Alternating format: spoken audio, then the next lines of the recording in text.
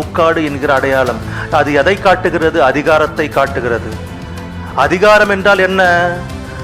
எதன் மீது அதிகாரம்? எதற்காக அதிகாரம்? எதன் மீது ஆளுமை? ஆளுமை என்று பார்க்கும்போது தீமோத்தேயுவுக்கு எழுதிய முதலாவது நிருபம் 5ஆம் அதிகாரம் 14ஆம் வசனம்.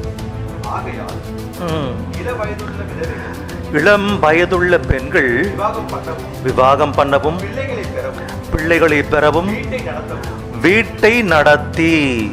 இப்போ இன்னொரு வாட்டி தெலுங்குல படிக்கலாமா? யவன ஸ்திரீல்னா இளம் பெண்கள் விவாகம் செய்து கொண்டு பிள்ளைகளை பெற்று குருஹ பரிபாலனா வீட்டை ஆளுதல், வீட்டை ஆட்சி செய்தல், ஆளுமை. உன்னுடைய ஆளுமைக்கு அடையாளம்தான் முக்காடு. வீட்டை நடத்த வேண்டியது மனைவி.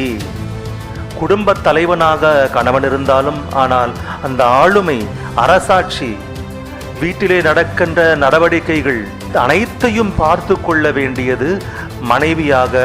அவளுடைய ஆளுமை, அவளுக்கு தேவன் கொடுத்த அதிகாரம், பொறுப்பு, அந்த பொறுப்புக்கு அடையாளம்தான் முக்காடு.